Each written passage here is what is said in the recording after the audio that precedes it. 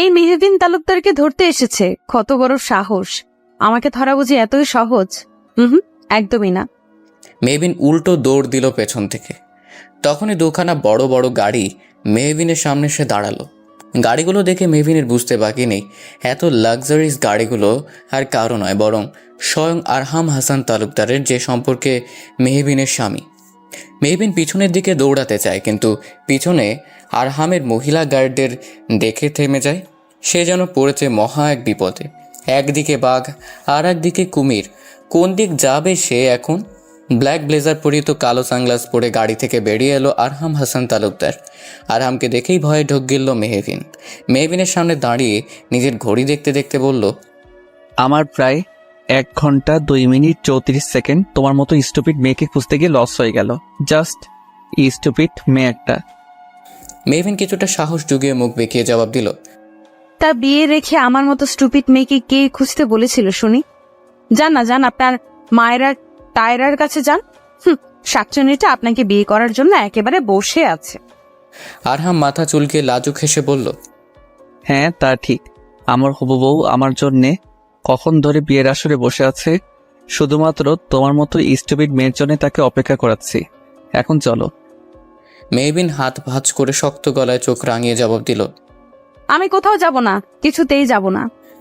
আরহাম মেহবিনকে নিজের কাছে এনে ফিসফিসিয়ে বলল, তোমাকে ছাড়া তো আমি বিয়েই করব না। তুমি আমার মামার একমাত্র মেয়ে বলে কথা। তাছাড়া নিজের হাজবেন্ডের বিয়ে অ্যাটেন্ড করে সেই বিয়েতে এনজয় করাও কিন্তু একটা মজাদার ব্যাপার, কি বলো? আর তো কিছুক্ষণ, তারপর তো তুমি এই বিয়ের বাঁধন থেকে মুক্ত হয়ে যাবে, তাই না? আরহামের শেষের কথায় চুপ হয়ে যায় মেহবিন। হ্যাঁ, আরহামের সাথে সে বিবাহ নামক পবিত্র বন্ধনে আবদ্ধ, যার সমাপ্তি তালাকনামা নামক তিক্ত শব্দে। হ্যাঁ, সে আরহামকে ভালোবাসে না, তাদের মিথ্যে বিয়ে নামক বন্ধন থেকে সেও মুক্ত হতে চায়। তবে কেন আজ তার বুকে চিনচিনে ব্যথা করছে? কি এই ব্যথার উৎস? মেহবিনের ভাবনার মাঝে সে উপলব্ধি করে সে হাওয়ায় ভাসছে, অর্থাৎ আরহাম তাকে কোলে তুলে গাড়ির দিকে নিয়ে যাচ্ছে। মেহবিন নিজের হাত পা ছাড়িয়ে বলতে থাকে, কি করছেন কি? এক্ষুনি আমাকে নামান বলছি। অসভ্য লোক একটা, নিজের হবু বউকে কোলে নিয়ে বসে থাকুন। আমাকে ছেড়ে দিন, আমি কিছুতেই আপনার কাছে যাব না। আরহাম মেহবিনের দিকে ধমকের সুরে বলে, স্টুপিড মেয়ে একটা, বেশি কথা বলো কেন? আমার হবু বউকে বিয়ের পরে সারা বাড়ি কোলে নিয়ে করব, তা নিয়ে তোমার থেকে অ্যাডভাইস নিতে হবে না। আপাতত নিজের প্রেজেন্ট ওয়াইফকে কোলে করে আমার বিয়ের আসরে বসিয়ে নিজের বিয়ে দেখাবো। হাজবেন্ডের বিয়ে আরামের সহিত বসে বসে দেখব। আলাদা একটা ফিলিংস। কজনের তোমার মতো ভাগ্য হয় বলো তো? মেহবিন আরহামের কথায় মুখ বেঁকিয়ে রাগে ফুসফুস করতে লাগলো। আরহাম তা দেখে আলতো হেসে পেছনে থাকা নিজের লেডি গার্ডসদের লেটস মুভ বলে গাড়িতে মেহবিনকে সাথে নিয়ে উঠে গেল। পিছনের গাড়িতে আরহামের দেহরক্ষী রয়েছে, সামনের গাড়িতে শুধুমাত্র আরহাম এবং মেহবিন। আরহাম গাড়ি চালাচ্ছে, তার পাশে মেহবিন বসে রয়েছে হাতে ডিভোর্স পেপার নিয়ে।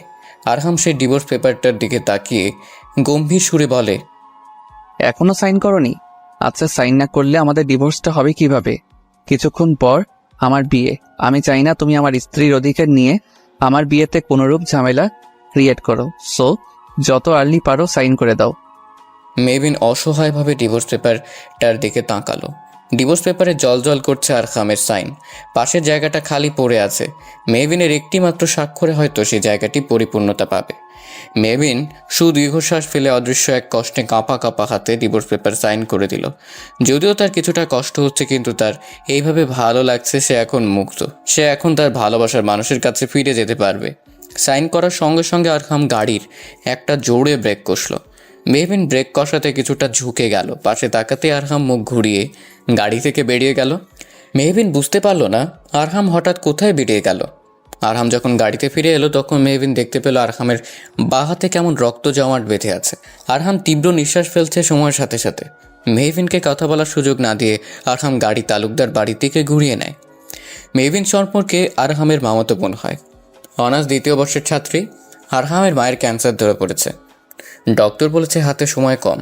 এই সময় তিনি আবদার করে বসেছেন মেহবিনকে তিনি নিজের ঘরের বউ করে আনবেন। মায়ের আবদার আরহাম পূরণ করতে কোনোরূপ দ্বিধা করে না। মেহবিনের বাবাও বোনের শেষ ইচ্ছে রাখেন, কিন্তু সমস্যা দাঁড় করায় মেহবিন। সে কিছুতেই আরহামকে বিয়ে করতে চায় না। তার পিছনে বেশ বড় কারণ রয়েছে। তার কারণ অভ্র। যার সাথে পূর্বে তার বিয়ে ঠিক হয়েছিল, আরহামের চাচাতো ভাই। সে নিজেদের ব্যবসার কাজে অস্ট্রেলিয়া রয়েছে। ছোটবেলা থেকে মেভিন তাকে পছন্দ করলেও অব্র করে কিনা তা নিয়ে সন্দেহ।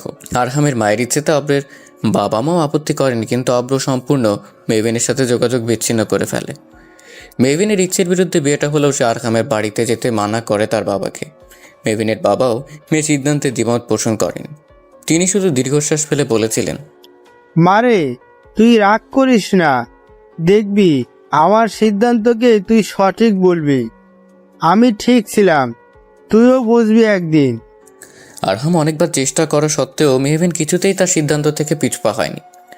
অবশেষে হুট করে একদিন আরহাম মেহবিনের বাসায় এসে তাকে জানায় সে মেহবিনকে ডিভোর্স দিয়ে দেবে। প্রথমে শুনে মেহবিন খুশি হয়, কিন্তু আরহাম তাতে শর্ত জুড়ে দিয়ে বলে, ডিভোর্স দিব ভালো কথা, কিন্তু যেদিন তোমাকে ডিভোর্স দিব সেদিনই আমি পুনরায় বিয়ে করব আমার বিজনেস পার্টনার মায়েরাকে। সেদিন বিয়েতে তোমাকে উপস্থিত থেকে আমাদের বিয়ে দেখতে হবে এবং 3 মাসের জন্যে আমার বাড়িতে থাকতে হবে। প্রথমে আরহামের অদ্ভুত সত্ত্বে মেহবিন রাজি হলেও একদিকে সে খুশি সে মিথ্যে বিয়ে নামক বন্ধন থেকে মুক্ত পাবে। কিন্তু যখন সে শুনল তাকে আরহামের বাড়িতে 3 মাস থাকতে হবে, তখনই ঘটে বিপত্তি। আরহামের বাসায় থেকে সে অব্রের কাছে ফিরবে কি করে? তাই তো বিয়ের দিন আরহামের বাসা থেকে ডিভোর্স পেপার হাতে নিয়ে মেহবিন পালিয়ে যায়, কিন্তু অবশেষে ধরা পড়ে যায় আরহামের হাতে। গাড়ির হর্নে অতীত থেকে বের হলো মেহবিন। আরহাম মেহবিনের হাত ধরে বিয়ের হলের দিকে নিয়ে যেতে থাকে। সেখানে উপস্থিত সকলে দুজনকে একসাথে দেখে কিছুটা অবাক হলো। আরহামের মা রহস্যময় এক প্রশান্তির হাসি দেয়। মায়েরা ছুটে এসে বধূ সাঁজে বিচলিত হয়ে বলে, মেহবিনও সাইন করেছে? আরহাম বলার পূর্বে মেহবিন মুখ বেঁকিয়ে বলে, চিন্তা করবেন না, আপনার হাব্বি এখন মুক্ত। এখন নিশ্চিন্তে বিয়ে করুন আপনারা। মায়েরার মুখশ্রীতে নিশ্চিন্তের রেশ লক্ষ্য করা গেল। চলো আরহাম, আমাদের বিয়েতে দেরি হয়ে যাচ্ছে, এমনি অনেক টাইম নষ্ট হয়ে যাচ্ছে। মায়েরার কথায় আরহাম তাকে নিয়ে বিয়ের স্টেজের দিকে গেল। কাজী সাহেবও বিয়ের ব্যবস্থা শুরু করলেন। মেহবিন নিষ্প্রাণ দৃষ্টিতে তাকিয়ে রইল যে মানুষটা কিছুক্ষণ পূর্বে তার স্বামী ছিল, আজ সে অন্য কারো হয়ে যাবে। স্বামীর বিয়ের আসরে দাঁড়িয়ে ডিভোর্স পেপারে গোটা গোটা অক্ষরে আরহামের নামখানা দেখে বুকটা ছেদ করে উঠল মেহবিনের। তার নেত্রজোড়া না যাইতো বিয়ে স্টেজে বসে থাকা সুদর্শন পুরুষের দিকে চলে গেল, যে কিছুক্ষণ পূর্বেও তার স্বামী ছিল। সে একটু পর অন্য কারো স্বামী হয়ে যাবে ভাবতেই হাত পা কাঁপছে মেহবিনের। আচ্ছা, সে তো আরহামকে ভালোবাসেনি, কিংবা বিয়ের পর কখনো সংসারও করেনি, তবে কিসের এত টান অনুভব হচ্ছে তার? তবে কি তা কবুল নামক পবিত্র শব্দের রেশ, যে রেশের সূত্র ধরে মেহবিনের হৃদয়ে অনবরত জন্ম হচ্ছে আরহামকে ঘিরে অনুভূতি? মেহবিনের অজান্তে খুব কম মানুষ নিয়ে আরহাম এবং মায়রার বিয়ে হচ্ছে। আরহামের বাড়ির বাগানে থাকা বিশাল হলরুমে কাঁধে কারো স্পর্শ পেয়ে মেহবিন পিছনে ঘুরে তাকিয়ে দেখে তার বাবা দাঁড়িয়ে আছেন। মেয়ের মাথায় স্নেহের সহিত হাত বুলে তিনি প্রশ্ন করেন, এইবার তুই খুশি তো মা? দেখ, আরহাম তোকে মুক্ত করে অন্য কাউকে বিয়ে করেছে। মেহবিন কোনোরূপ জবাব না দিয়ে অধরে জোর করে সামান্য হাসি ফুটিয়ে আরহামের দিকে তাকায়, কিন্তু আরহাম একবারও তার দিকে তাকালো না। কাজী সাহেব আরহাম এবং মায়রাকে দিয়ে বিয়ের পেপারে সাইন করে নিলেন। অতঃপর মায়রাকে কবুল বলতে বললেন। সে দ্রুততম সময় কবুল বলে ফেলে। কাজী সাহেব আলহামদুলিল্লাহ বলে আরহামকে কবুল বলতে বলে। মেহবিনের নিজের বিয়ের সময়ের কথা মনে পড়ে গেল। সে আর দাঁড়িয়ে থাকতে পারল না, দ্রুত পায়ের বাগানের দিকে চলে গেল। পিছনে ঘুরলে হয়তো দেখতে পারত আরহামের অধরে লেগে থাকা তৃপ্তির হাসি। হলের হইচই শুনে মেহবিনের বুঝতে বাকি নেই বিয়ের কাজ সম্পূর্ণ হয়ে গিয়েছে ইতিপূর্বে। মেহবিনের পিছনে পিছনে তার বাবা আফজাল সাহেব আসেন। মারে, তুই এখানে দাঁড়িয়ে কি করছিস? ভিতরে চল। বাবার কথায় মেহবিন আশপাশের দিকে তাকিয়ে তড়িঘড়ি করে তার বাবাকে বলল, বাবা, বিয়ে তো হয়েই গেল, এখন চলো আমরা নিজেদের বাড়িতে চলে যাই। কিন্তু মেহবিন তার বাবার কথায় কর্ণপাত না করে তার বাবার হাত ধরে গেটের দিকে নিয়ে যেতে দেখতে পায় তার সামনে আরহামের দেহরক্ষীগণ বন্দুক হাতে নিয়ে দাঁড়িয়ে আছে। মেহবিন কিছুটা ভয় নিয়ে বলে, আপনারা এইভাবে দাঁড়িয়ে আছেন কেন? সরুন বলছি, আমরা গাড়ি নিয়ে এক্ষুনি বাড়ি যাব। এরই মধ্যে আরহাম চলে আসার বলে, আমার অর্ডার ব্যতীত তুমি কোনো একটা মাছিও আরহাম হাসান তালুকদারের ত্রিসীমানা থেকে বের হতে পারে না, এইটুকু তোমার জানা উচিত স্টুপিড মেয়ে। আরহামের কণ্ঠস্বর শুনে তড়িৎ গতিতে পিছনে তাকায় মেহবিন। মেহবিন বাবা তা দেখে মুচকি হাসে। আরহাম মেহবিনের দিকে এগিয়ে এসে একটা কাগজ মেহবিনের দিকে ছুড়ে দিয়ে বলে, পেপারটা ভালো করে পড়ো স্টুপিড মেয়ে। শর্ত অনুযায়ী 3 মাস তোমাকে এই আরহাম হাসান তালুকদারের বাড়িতে থাকতে হবে, আদারওয়াইজ আমি অন্য স্টেপ নিতে বাধ্য হব। মেহবিন কিছুটা সাহস জুগিয়ে বলে, আমরা গাড়ি নিয়ে এক্ষুনি বের হব। আমাদের ডিভোর্স হয়ে গেছে, আপনি আবারও বিয়ে করেছেন। তাহলে আমি কেন আপনার বাড়িতে যাব বলতে পারেন? কেন আটকে রাখতে চাইছেন আমাকে? শেষের কথাটি কিছুটা চিৎকারে সুরে বলে মেহবিন।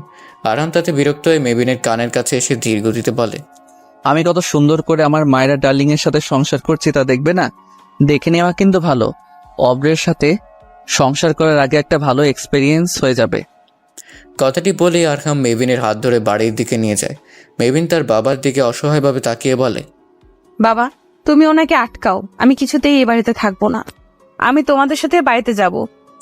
মেহবিনের বাবা হাত উঁচু করে বললেন, আমি প্রথমেই স্যালেন্ডার করে ফেললাম মামুনি। তুমি নিজে থেকেই আরহামের শর্তের পেপারে সাইন করেছো, এখন আমার কিছু করার নেই।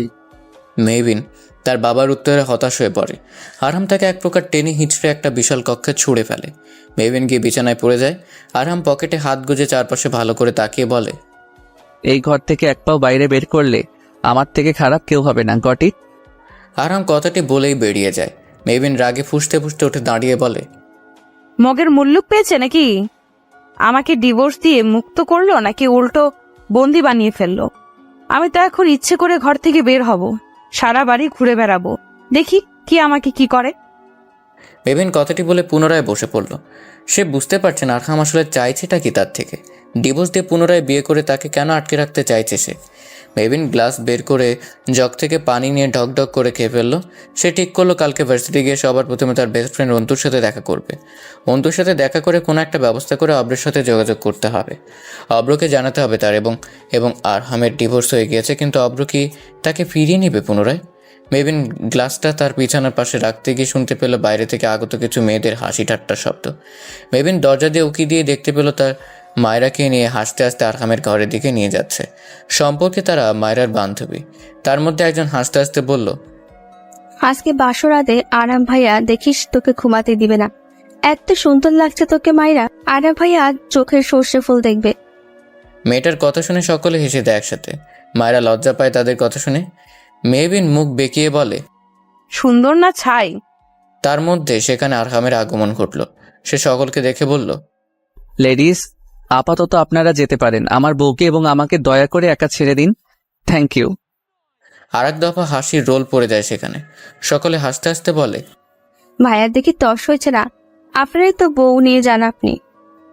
মেহবিন আরহামের কথা শুনে হাতে হাত রেখে বড় বড় চোখ রেখে বললে, ফুপ্পির বড় ছেলেটা এত বড় নির্লজ্জ! ছি, আমি বহুত বড় বাচ্চা বেঁচে গিয়েছি। ছোটবেলা থেকে আমেরিকা থেকে পড়াশোনা করে তাদের কালচার একেবারে শিরায় শিরায় আয়ত্ত করে ফেলেছে। নির্লজ্জ ছেলে এক। সকলে মিলে আরহাম এবং মায়রাকে বাসর ঘরে রেখে আসে। মেহবিন নিষ্পলক কিছুক্ষণ চেয়ে থেকে নিজের ঘরের দিকে পা বাড়াতে নিলে সেখানে একজন স্টাফ এসে মেহবিনের হাতে দুধের গ্লাস ধরিয়ে দিয়ে বলে, ম্যাম, বড় ম্যাম আপনাকে আরহাম স্যার এবং মায়রা ম্যামের ঘরে দিয়ে আসতে বলেছে। কথাটি বলে মেয়ে স্টাফটি প্রস্থান করে। মেহবিন বুঝতে পারছে না তার সাথে হচ্ছেটা কি। ফুপিও তাকে এমন কাজ করতে বলল কেন। মেহবিন আর কিছু না ভেবে দুধের গ্লাস হাতে আরহামের ঘরে নক দেয়। কিছুক্ষণ পর এসে মায়রা দরজা খুলে দেয়। মেহবিন দেখতে পায় মায়রা শাড়ি এলোমেলো, চুলগুলো খুলো একেবারে। মায়রা কেমনভাবে দেখে হাতের মুঠো শক্ত করে ঠায় দাঁড়িয়ে যায় মেহবিন। মায়রা মেহবিনকে দেখে মিষ্টি হেসে বলে, মেহবিন, তুমি এত রাতে কোনো দরকার? ভিতর থেকে আরহাম বলে উঠল, এত রাতে কে এসেছে মায়েরা ডার্লিং? মেহবিন এসেছে? আরহাম সামান্য উফ নামক বিরক্তিকর শব্দ করে বলে, আজব সামান্য কমন সেন্স কি নেই? এই টাইমে নতুন কপতি বিজি থাকতে পারে, তাদের ডিস্টার্ব করা উচিত না। এইটাও কি স্টুপিড মেয়েটা জানে না? সামান্য ম্যানারটুকুও নেই, স্টুপিড মেয়ে একটা। এইসব পাবলিকদের জন্য বাইরে নো ডিস্টার্ব বোর্ডটা ঝুলিয়ে রাখতে হবে। আরহামের কথায় অপমানে মেহবিনের আখি জোড়া বেশ সামান্য অশ্রু গড়িয়ে পড়ে। মায়েরা তা দেখে বলে, আরহাম প্লিজ স্টপ, এইভাবে বলো না। মেহবিন মায়েরার দিকে তাকিয়ে চোখ পাকিয়ে বলে, মায়েরা আপু, কাউকে বলে দিও, কাউকে ডিস্টার্ব করার ইন্টেনশন আমার নেই। ফুপি দুধটা দিয়ে যেতে বলেছিল তাই এসেছি, না হলে কখনো আসতাম না। মেহবিন কথাটি বলে চলে যেতে নিল। আরহামের কথা শুনে আর যেতে পারে না। প্রাক্তন স্বামীর বাসর ঘরের সামনে দাঁড়িয়ে অপমান নীরবে অশ্রু বিসর্জন দিচ্ছে মেহবিন। না চাইতেও ঠায় দাঁড়িয়ে রয়েছে আরহামের সদর দরজার সামনে, কারণ আরহামের কড়া নির্দেশ বাসরাতের এত সুন্দর ডেকোরেশন আরহাম এবং মায়েরা সুন্দর করে কাপল পিক তুলে দিতে হবে। আরহামের কথার বিপরীতে ভেজা গলায় তেজ দেখিয়ে মেহবিন উত্তর দেয়, আপনারা তো স্টাফ থাকতে আমাকে তুলে দিতে হবে কেন? ক্যামেরাম্যানের কি অভাব পড়েছে? স্টুপিডের মতো বেশি কথা বলবে না মেয়ে। আমার বাড়িতে থাকছো, সো আমার প্রতিটা অর্ডার তোমাকে শুনতে হবে, বুঝলে? আরহামের কথায় সায় জানিয়ে মায়েরা অনুরোধের সুরে বলে, আরহাম যখন বলছে তুলেই দাও না মেহবিন, আমি ছবিগুলো ফেসবুকের প্রোফাইলে কভারে দিব।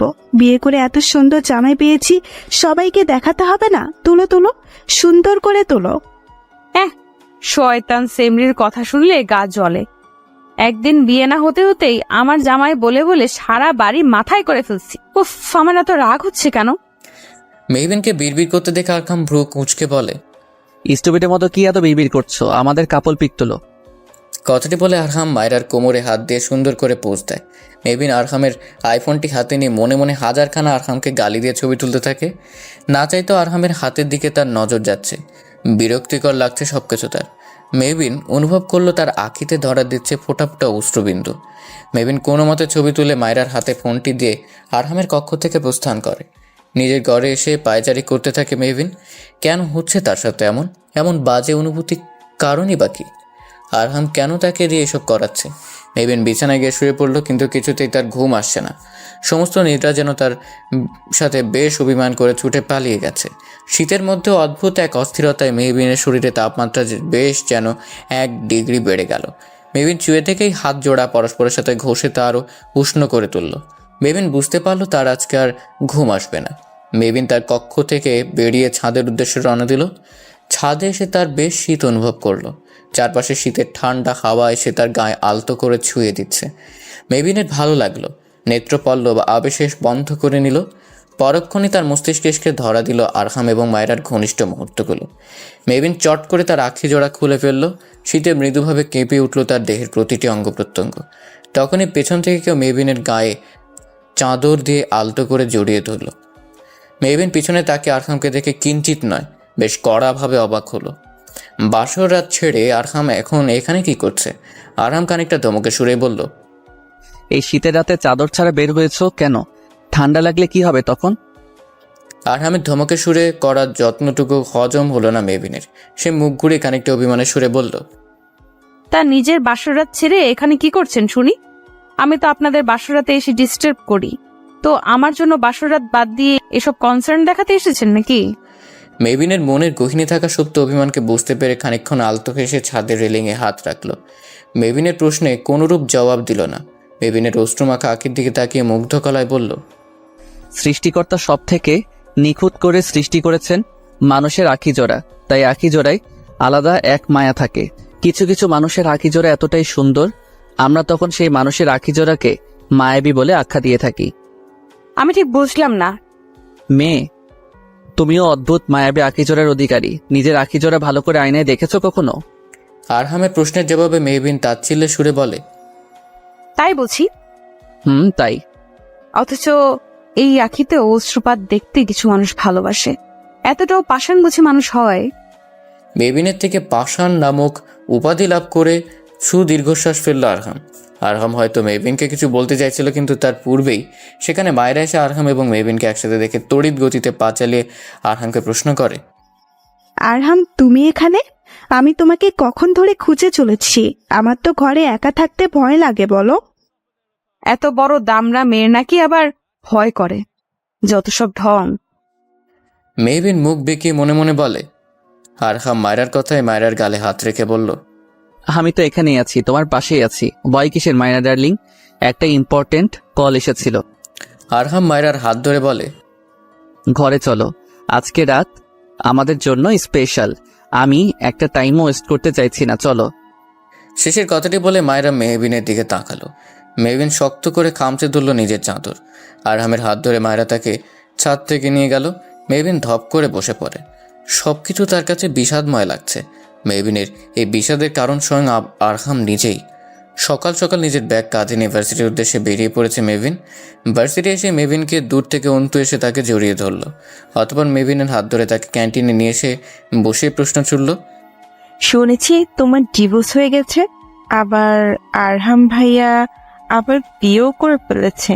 এত কিছু কিভাবে হলো? মেহবিন ক্ষিপ্ত গলায় উত্তর দিল, শুধু কি তাই, বদ লোকটা নিজের বউকে নিয়ে নির্দ্বিধায় সংসার করছে। কিন্তু আমাকে তার বাড়িতে জোর করে আটকে রেখেছে 3 মাসের জন্য। ডিভোর্স তো হয়ে গেছে, তাহলে তোকে তার বাসায় রেখেছে কেন? তুইও বা আব্রাহাম ভাইয়ের কথা শুনছিস কেন? মেহবিন কপালে হাত রেখে জবাব দেয়, শুনছি কি, এই ডিভোর্সের জন্যই তো এত কিছু করলাম, কিন্তু যার জন্য ডিভোর্সটা নিয়েছি সেই তো জানে না আমার ডিভোর্সের কথা। অন্তু কিছুটা মন খারাপ করে বলল, কিন্তু অভ্র ভাইয়াকে তুই কি করে জানাবি? সে তো তোর বিয়ের বিরহের সমস্ত যোগাযোগ বিচ্ছিন্ন করে ফেলেছে। আধুনিক যুগের দেবদাস সে। কথাটি বলে শব্দ করে হাসলো অন্তু। মেহবিনের মুখশ্রীতে বিরক্তির রেশ লক্ষণীয়, অর্থাৎ অন্তুর কথা তার তেমন পছন্দ হয়নি। মেহবিন হতাশা সুরেই বলে, অব্র ভাইয়া কি আদৌ আমাকে ভালোবাসে? আমি তো সারা জীবন তাকে একপাক্ষিক ভালোবেসে গেলাম। ভালো না বাসলে কি তোর বিয়ের কষ্টে সমস্ত যোগাযোগ বিচ্ছিন্ন করে ফেলতো? ভালো না বাসলে নিশ্চয় তোকে নিজের বড় চাচাতো ভাবির যথাযথ সম্মানটুকু দিত, তাই না? অন্তুর কথায় মেহবিন চায়ে চুমুক দিয়ে অন্তুর কথাগুলো কিছুক্ষণ ভাবল। নিজের স্বামীর ওয়ালপেপারে তার প্রাক্তন স্ত্রীর ছবি দেখে খুব একটা অবাক হলো না মায়েরা। আরহামের অজান্তে সেই ছবি সযত্নে ডিলিট করে দিল। আরহাম গাড়িতে বসে ল্যাপটপের কাজ করছিল, সে মায়েরার কাণ্ড অকপটে দেখে নিল, অথচ একটি বাক্য উচ্চারণ করল না তার বিপরীতে, শুধু মুখ দিয়ে বলল, থ্যাঙ্কস মায়েরা, আমার খেয়াল ছিল না। মায়েরা বিপরীতে সৌজন্যমূলক হাসি দিল। মেহবিন ভার্সিটি থেকে 1 ক্লাস না করেই বেরিয়ে গেল। আনমনে রাস্তার ধার দিয়ে হাঁটতে হাঁটতে রাস্তার মাঝখানে চলে এলো। তখনই একটি বিরাট গাড়ি এসে তার সামনে এসে ব্রেক করলো। গাড়ি থেকে সাদা শার্ট পরিহিত একজন সুদর্শন যুবককে দেখে ছুটে গিয়ে তাকে জড়িয়ে ধরল মেহবিন। যুবকটিও পরম মমতার সাথে মেহবিনকে জড়িয়ে মেহবিনের মাথায় হাত বুলিয়ে প্রশ্ন করল, কেমন আছেন ভাবি? মেহবিন যুবকের সাথে থেকে নিজেকে ছাড়িয়ে মুখ ফুলে জবাব দেয়, ভাবি না চাই, তোর ভাইয়ের কর্মকাণ্ডের কথা কি কিছুই জানিস না আরিয়ান? আরিয়ান আঙ্গুল তার থুতনিতে রেখে কিছুটা ভাবার্থ ভঙ্গিমায় দাঁড়িয়ে চট করে জবাব দিল, উফস, তুই তো এখন আমার এক্স ভাবি। মায়ের থেকে সবকিছুই শুনেছি। আমার ভাবি এখন। আরিয়ানের বলার মাঝে মেহবিন ব্যঙ্গার্থ অর্থে বলল, সে আর কেউ নয়, বরং তোর ভাইয়ের মায়েরা ডার্লিং। মেহবিনের অঙ্গভঙ্গি দেখে শব্দ করে হেসে ফেলে আরিয়ান। হাসতে হাসতেই বলল, আমার এখন বড্ড আফসোস হচ্ছে রে মেহু। ভাইয়ের সেকেন্ড বিয়েটাও খেতে পারলাম না। জরুরি কনফারেন্সে সিলেটে যেতে হলো 10 দিনের জন্য। তার মধ্যেই আমার ভাই দুইটা বিয়েও করে ফেললো। অথচ দেখ, আমার মতো হ্যান্ডসাম কিউট ছেলের জন্য একটা বউ তো দূরে থাক, একটা গার্লফ্রেন্ডও নেই। আফসোস রে, কি করলাম লাইফে। মেহবিন গম্ভীর সুরে জবাব দেয়, ভাইয়ের দ্বিতীয় বিয়েতে ভাইয়ের থেকে তোকে বেশি খুশি দেখাচ্ছে। তা তো হবই, ভাইয়ের সদ্য বিয়ে হয়েছে বলে কথা, তাও আবার সেকেন্ড ম্যারেজ। ইন্টারেস্টিং। কেন কেন তুই খুশি হসনি? আরিয়ান মেহবিনকে চোখ টিপ দিয়ে প্রশ্ন করে। মেহবিন কিছুক্ষণের জন্য নীরব থেকে আরিয়ানের পেটে কোনোই দিয়ে গুতা মেরে জবাব দেয়, তোর মতো বদমাইশের এই জন্যই কপালে জিএফ জুটে না। এখন আমার ভালো লাগছে না, আমাকে বাড়ি নিয়ে চল। জো হুকুম মেরে রানী, চল বাড়ির দিকে যাওয়া যাক। আরিয়ানের কথার বিপরীতে মেহবিন সামান্য হেসে আরিয়ানের গাড়িতে উঠে বসে। আরিয়ান হাসান তালুকদার আরহামের ছোট ভাই, একজন বিরাট বড় চিকিৎসক। বয়সে মেহবিনের থেকে বড় হলেও ছোটবেলা থেকে দুজনে খুব ভালো বন্ধু, বলতে গেলে দুজনের বেস্ট ফ্রেন্ড। আরিয়ান মেহবিন একসাথেই বাড়িতে ফিরল। আরিয়ানকে দেখে আরহামের মা ছুটে তার ছেলেকে এক প্রকার জাপটে ধরে আনন্দের সহিত বললেন, আরিয়ান বাবা, তুই এসেছিস? আসতে কোনো সমস্যা হয়নি তো? হিসেবে আমার ছেলেটা ঠিক মতো খাওয়া দাওয়া করেনি। এই 10 দিনে কেমন শুকিয়ে গিয়েছিস। আমি কিন্তু আজ কোনো কথা শুনবো না। আমার পাশে বসে তোকে নিজ হাতে খাইয়ে দেবো। কথাটি বলে শিরিন বেগম সব স্টাফদের হাত ছেড়ে ডাকতে ডাকতে বললেন, এই তোমরা কোথায় সবাই? আমার ছেলে এসেছে, খাবারের ব্যবস্থা করো ফার্স্ট। আরিয়ান তার মমতাময়ী মায়ের কর্মকাণ্ড দেখে তার হাত ধরে শুধায়, সব হবে মা, তুমি একটু রিল্যাক্স হও। আচ্ছা মা, ভাইয়া কোথায়? সে অফিসের একটা জরুরি মিটিং এ বেরিয়েছে, সাথে মায়েরাকেও নিয়ে গিয়েছে। বিয়ের পরে কই একটু ছুটি নেবে না, তা তো নিলই না, উল্টো বউটাকেও রেস্ট নিতে দিল না। জামাই বউ চললো অফিসে। মেহবিন শিরিন বেগমের কথা শুনে থমথম করে ফেলে মুখশ্রী। নিজের অজান্তেই বলে ফেলে, অফিসেও কি মায়েরা টায়রাকে না নিয়ে গেলে হয় না? 24 ঘন্টায় বুঝি বউকে দেখতে হয়। লোকটা এত বউ পাগল কেন? অসহ্য। মেহবিনের কথায় আরিয়ান মেহবিনের কাছে এসে সন্দেহান চোখে তাকিয়ে বলল, মেহু, তুই কি কিছু বললি? ভাইয়ের বউ নিয়ে বাড়াবাড়ি কি তোর সহ্য হচ্ছে না? মেহবিন তড়িৎ গতিতে আমতা আমতা করে জবাব দেয়, আমার আমার সহ্য হবে না কেন? আমি তো মজা করে বললাম। আরহাম ভাইয়াকে কয়দিন পরে সবাই বউ পাগল বলে ডাকবে। ওহ আচ্ছা আচ্ছা। কথাটি বলে আরিয়ান মুখ চেপে হাসলো। মেহবিন যেন হাঁপ ছেড়ে বাঁচলো। আরিয়ান তার মাকে প্রশ্ন ছুড়ে দিয়ে বলল, মা আগে বলো, সব মেডিসিন নিয়েছো তুমি? তুমি কিন্তু বড্ড অবহেলা করো। হ্যাঁ, শিরিন বেগম সামান্য হেসে জবাব দেয়, বাবারে, আরহাম আর তুই থাকতে আমি কি ওষুধ দিয়ে অনিয়ম করতে পারি বল? তোরা তো বুঝতে চাস না, ওষুধ খেয়েই বা কি হবে? আমার হাতে যে সময় কম, চলে তো যেতেই হবে। মায়ের আগত মৃত্যুর কথা শুনে বুক মোচড় দিয়ে ওঠে আরিয়ানের। সঙ্গে সঙ্গে মেহবিন তার ফুপিকে জড়িয়ে ধরে অভিমানের সুরে বলে, এসব কি বলছো ফুপি? কিচ্ছু হবে না তোমার, তুমি ঠিক সুস্থ হয়ে যাবে। শিরিন বেগম শুধু মেহবিনের মাথায় হাত রেখে দীর্ঘশ্বাস ফেলে। ছোটবেলা থেকে মায়ের আদর মেহবিন তার ফুপুর কাছেই পেয়েছে। মা মরা মেয়েকে নিজের সন্তানের মতো আগলে রেখেছেন সবসময় শিরিন বেগম। তাই তো সেই সময় সে নিজের ছেলের সাথে মেহবিনের সুখের সংসার দেখে যেতে চেয়েছিলেন, কিন্তু আফসোস তা হলো না। আরিয়ান কপার ট্রাক দেখিয়ে বলে, মা তোমাকে কতবার বলেছি আমি এইসব কথা একদম বলবে না। আমার কিন্তু ভালো লাগে না। তুমিও বলো এইসব কথা। তোমার ছেলের উপর কি তোমার একদমই ভরসা নেই? ধর, খাবোই না কিছু। আরিয়ান অভিমানের সাথে মুখ ফিরিয়ে সিঁড়ি বেয়ে উপরে চলে যায়। শিরিন বেগম মেহবিনের দিকে আলতো হেসে বলে, ছেলেটা আমার বড্ড অভিমানী। যাই গিয়ে ছেলেটার রাগটুকু কমানোর ব্যবস্থা করে আসি। মা পাগল ছেলে হয়েছে দুটো আমার। শিরিন বেগমের কথা শুনে মেহবিনও হেসে ওঠে। মেহবিন এক কাপ চা নিয়ে নিজের বারান্দায় এসে দেখে আরহামের গাড়ি প্রবেশ করছে গেট দিয়ে। আরহাম এবং মায়েরা হাসতে হাসতে গাড়ি থেকে বের হচ্ছে। মায়েরা হাসতে হাসতে আরহামের গাল ধরে টেনে দেয়। আরহাম মাথা চুলকে লাজুক হাসে। তা দেখে আর এক দফা হাসে মায়েরা। মেহবিন দ্রুত তার ঘরে চলে আসে। বিকাল থেকে এমনিতেই তার মাথা ধরে আছে, তার মধ্যে আরহামের কাণ্ড দেখে তার মাথা আরও ধরে আসছে। বিছানার পর বসে বিরক্তির সহিত বলতে থাকে, আমাকে এই বাড়িতে রেখেছি নিজেদের রং ঢং দেখানোর জন্য। আমি সব বুঝে গিয়েছি। 1 নাম্বারের বদলোক হচ্ছে আরহাম হাসান তালুকদার। বদলোকটাকে হাড়ে হাড়ে চিনি আমি। মেহবিন তার ফুপুর ঘরে চলে গেল। সেখানে মাথা ব্যথার ওষুধ থাকলেও থাকতে পারে। আরহাম অফিস থেকে এসে মেহবিনের কক্ষের সামনে এসে উকি দিয়ে দেখে মেহবিন নেই। আরহাম কী ভেবে যেন তার মায়ের ঘরের সামনে গিয়ে শুনতে পেল তার মা মেহবিনকে বলছেন, মেহু, তুই এখানে?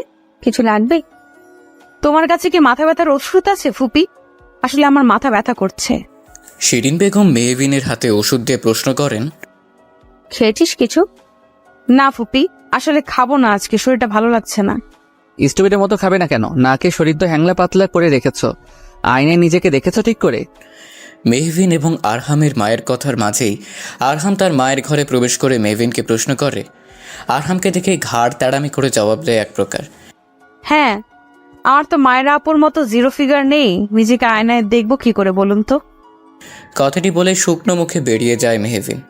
আরহাম সূক্ষ্ম দৃষ্টিতে সেদিকে তাকিয়ে বিরক্তির সহিত বলে, স্টুপিড কোথাকার, জাস্ট রিডিকিউলাস। দেখেছো মা, তোমার ভাইয়ের মেয়ে কেমন বার বেড়েছে? আরহামের মা উচ্চস্বরে বললেন, তুইও কম বাড়াবাড়ি করছিস না। এমনিতেই মেয়েটার শরীর ভালো না, বেশি বাড়াবাড়ি কিন্তু ভালো নয় আরহাম। আরহামের নিশ্চুপ হয়ে দাঁড়িয়ে থাকে। গভীর রাতে মেহবিন অনুভব করে কেউ তাকে হ্যাঁচকা টান দিয়ে শোয়া থেকে উঠিয়ে ফেলেছে।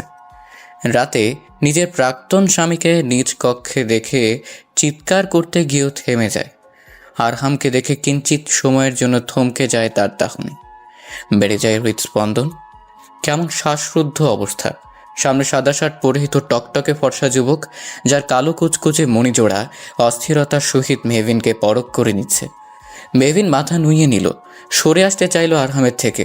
আরহাম তাকে সরে যেতে দিল না। মেহবিনকে হ্যাচকা টান দিল। টানের ফলে ব্যক্তিকভাবে মেহবিনের মাথা এসে আরহামের সুঠম দেহের মাধ্যখানে থাকা বুকে এসে আলতো করে ধাক্কা খায়। চমকে যায় আরহাম।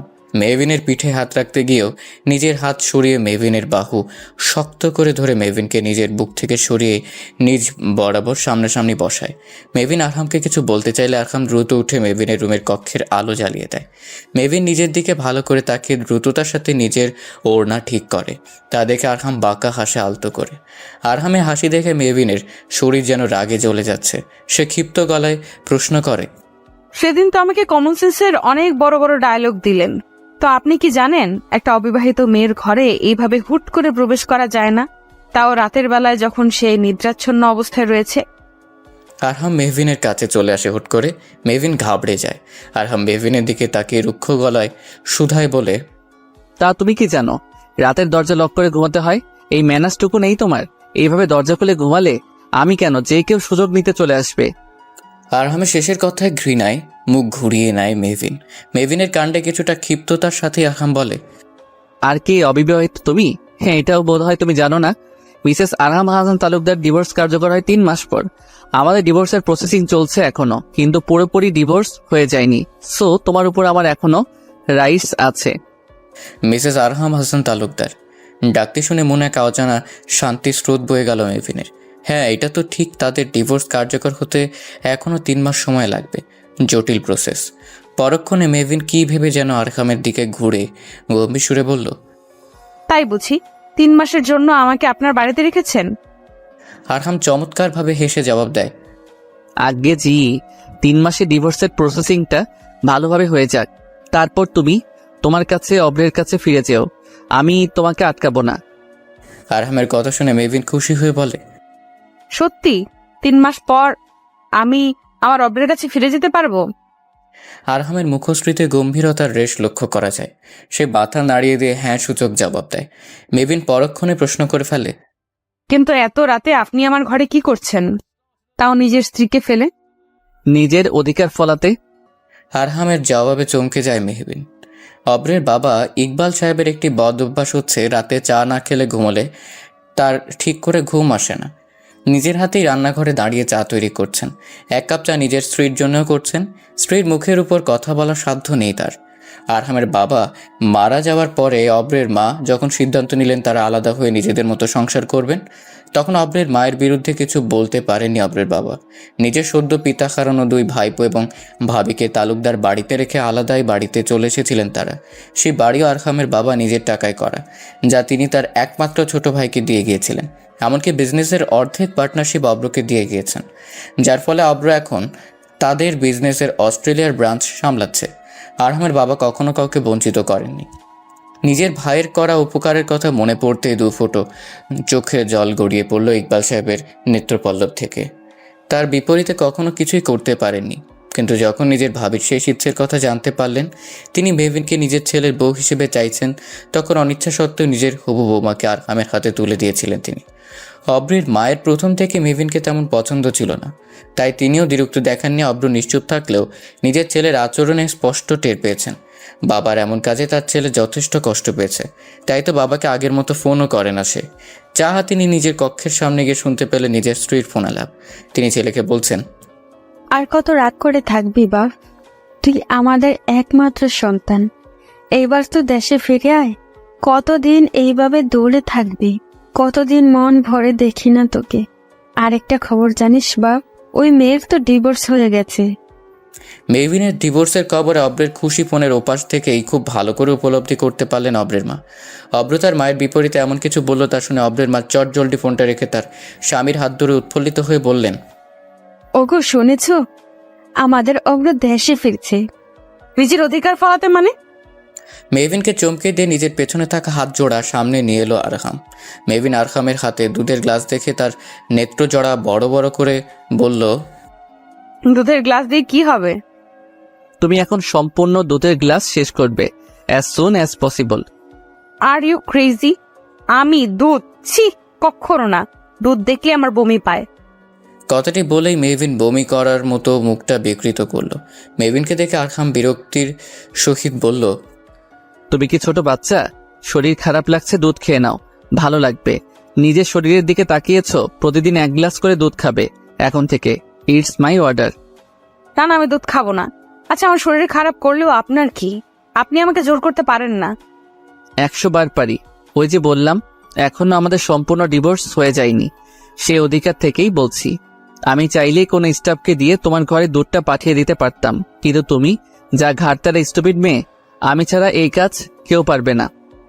মেহভিন দরজার দিকে নিজের আঙ্গুল তাক করে আরহামকে উদ্দেশ্য করে বলে, এক্ষুনি বেরিয়ে যান। আমি কিছুতেই খাবো না। আপনার বউকে গিয়ে খাওয়ান। আমি খাবো না মানে খাবো না। আরহামকে জেদ এইবার চরম খারাপ অবস্থায় পৌঁছে যায়। সে মেহভিনকে টেনে মেহভিনের মুখ চেপে দুধের গ্লাসটুকে মুখে নিয়ে কিছুটা দুধ খাইয়ে দেয়। মেহবিন কাশতে থাকে।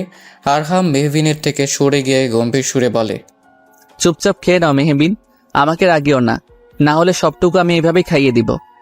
মেহবিন অসহায়ভাবে কিছুক্ষণ চেয়ে থাকে। আরহামের দিকে তাকিয়ে বলে, আরে মায়েরা আপু তুমি? মেহবিনের কথা শুনে আরহাম পেছনের দিকে তাকাতেই মেহবিন ভো দৌড় দেয়। আসলে মায়েরা সেখানে ছিলই না। আরহাম দুধের গ্লাস হাতে নিয়ে মেহবিনের পিছনে দৌড়াতে দৌড়াতে রাগে চেঁচিয়ে বলে, আজকে সবটুকু দুধ তোমাকে খাইয়ে ছাড়বো, স্টুপিড মেয়ে কোথাকার। মেহবিন দৌড়াতে দৌড়াতেই জবাব দেয়, ধরতে পারলে তো আগে আমাকে ধরে দেখান দেখি। অপরদিকে মজনু বাগানের কেয়ারটেকার নিরিবিলি একা বাগানে বসে আছে। মজনুকে একা এত রাতে বাগানে দেখে রাহেলা এগিয়ে আসে মজনুর কাছে, যিনি আরহামের মায়ের পার্সোনাল কাজের লোক। কাজের লোক হলো পরম আদরের শিরিন বেগমের। মজনুর পাশে বসে রাহেলা খেয়াল করে কোনো এক কারণে মজনুর মন খারাপ। রাহেলা প্রশ্ন করে, আপনার কি হয়েছে মজনু ভাই? আর কইও না বুয়া, বহুত কষ্টে আছি। ৫ম নাম্বার প্রেমটাও টিকলো না, সেমরি বিয়ে হয়ে গেছে। মজনুর কথা শুনে মনে মনে খুশি হয় রাহেলা। অনেক আগে থেকেই মজনুকে পছন্দ করে সে। পরক্ষণে মেজাজ দেখিয়ে বলে, আপনাকে আগেও বলেছি আমারে বুয়া কইবেন না, আমি কি আপনার বাড়ির বুয়া? আমার এত সুন্দর নাম, আমার রাহেলা বানু কইরা রাখবেন। মজনু মুখ ঘুরিয়ে জবাব দেয়, মাথা গরম করবো না বুয়া, কি বলছো কি? মেজাজ বহুত খারাপ, অনেক দুঃখে আছি। বিষ খাইয়া ওই সেমরি আর সেমির জামাইয়ের নামে সুইসাইড নোট লেখা যাবো, বুঝলা? আমি বেশ আয়না দিই মজনু ভাই, টাকা দেন, আমার কাছে এখন টাকা নাই। রাহেলার উত্তরে মাথায় হাত দিয়ে বসে থাকে মজনু। রাহেলা শব্দ করে হেসে ফেলে। তাদের কথার মাঝে কোথা থেকে মেহবিন এসে পড়ে পেছন পেছন আরহামও দৌড়াতে থাকে। মেহবিন থেমে যায়। আরহামও থেমে গিয়ে মেহবিনের হাত ধরে ফেলে বলে, এখন কোথায় পালাবে তুমি? চটজলদি সব দুধ শেষ করো। মজনু এবং রাহেলা ফ্যালফ্যালে দৃষ্টিতে তাকিয়ে থাকে আরহাম এবং মেহবিনের দিকে। মেহবিন দুধের গ্লাস হাতে নিয়ে খেতে গিয়ে পরক্ষণে তা ছুঁড়ে ফেলে আবারও দৌড় দেয়। সেই দুধ গিয়ে সম্পূর্ণ মজনুর গায়ে গিয়ে পড়ে। মজনুর সারা শরীরে দুধের মাখামাখি। আরহাম চিৎকার করে বলে, উফ, জাস্ট এ রিডিকিউলাস, স্টুপিড মেয়ে। ঘটনাটি বুঝতে মজনুর কিছুক্ষণ সময় লাগে। আসলে কি থেকে কি হলো সে নিজেও বুঝতে পারছে না। রাহেলা উঠে দাঁড়ায়। মজনু তার শরীরের দিকে তাকিয়ে অসহায়ভাবে কান্নার সুরে বলে ওঠে, বাবা রে, আমার সাথে কেন এমন হয়? দূর থেকে স্বামীর সাথে তার প্রাক্তনের অতি ঘনিষ্ঠতা দেখে মায়েরা এগিয়ে গেল। মায়েরাকে দেখে মেহবিন কিছুটা পিছে হটে গেল। আরহাম, ঘরে চলো প্লিজ, আমার কিচ্ছু ভালো লাগছে না। কথাটি বলে আরহামের হাত ধরে কোনো কিছু না বলে আরহামকে দ্রুত বাগান থেকে নিয়ে গেল। আরহাম হয়তো কিছু বলতে চাইছিল কিন্তু বলতে পারল না। মেহবিন দুধের গ্লাস হাতে ঠায় দাঁড়িয়ে রইল, যেন দৃশ্যটি তার কাছে যথেষ্ট মন্ড থেকেছে। মজনুকে ভিজে থাকতে দেখে রাহেলা তাকে নিয়ে বাড়ির ভিতরে চলে গেল। মেহবিনের মনে হলো তার থেকে কেউ প্রতিনিয়ত তার শখের জিনিস কেড়ে নিচ্ছে, কিন্তু সে চাইলেও কিছু করতে পারছে না, শুধুমাত্র সহ্য করা ছাড়া। বসন্তের শুরুর দিকের আবহাওয়াতে আকাশ জুড়ে ঘন মেঘে ঢাকা। হালকা বাতাস জানান দিচ্ছে আজকের রাতের অন্ধকারে তীব্র বৃষ্টিপাতের কথা। মেহবিন আকাশের পানে অদ্ভুতভাবে তাকিয়ে রইল। অপরদিকে আরহামকে ঘরে নিয়ে এসে মায়েরা বিছানায় বসে পড়ে। আরহাম তাদেরকে কোমরে হাত রেখে বলে, আমাকে এইভাবে টেনে নিয়ে আসলে কেন মায়েরা? মায়েরা বিছানার পাশে থাকা জানলা হাত দিয়ে কিছুটা ভিড়িয়ে রাখা জানলা খুলে দিল। ঘন কালো আকাশের দিকে তাকিয়ে উৎফুল্লিত হয়ে বলল, আমরা আজকে ভিজবো বৃষ্টিতে। আরহাম, কি বলো? বৃষ্টিতে ভিজতে আমার খুব ভালো লাগে, আমার সাথে ভিজবে তুমি? আরহাম ঘড়ির দিকে তাকিয়ে গম্ভীর সুরে বলে, এখন এই সময়ে? মায়েরা আরহামের হাত ধরে জানলার ধারে গিয়ে বাগানে দাঁড়িয়ে থাকা মেহবিনকে উদ্দেশ্য করে বলল, হ্যাঁ এক্ষুনি, মেহবিনও আছে, চলো সাথে যাই। আরহাম মেহবিনের দিকে তাকিয়ে আলতো হাসলো। আকাশের বুকে ঠাঁই করে নিয়ে শীতল ধরণীতে বৃষ্টি নামলো ভালোবাসার রং হয়ে।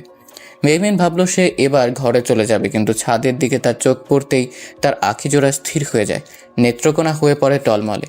মেহবিন তাকিয়ে দেখে মায়েরা আরহামের হাত ধরে হাসতে হাসতে ছাদে বৃষ্টিতে ভিজছে।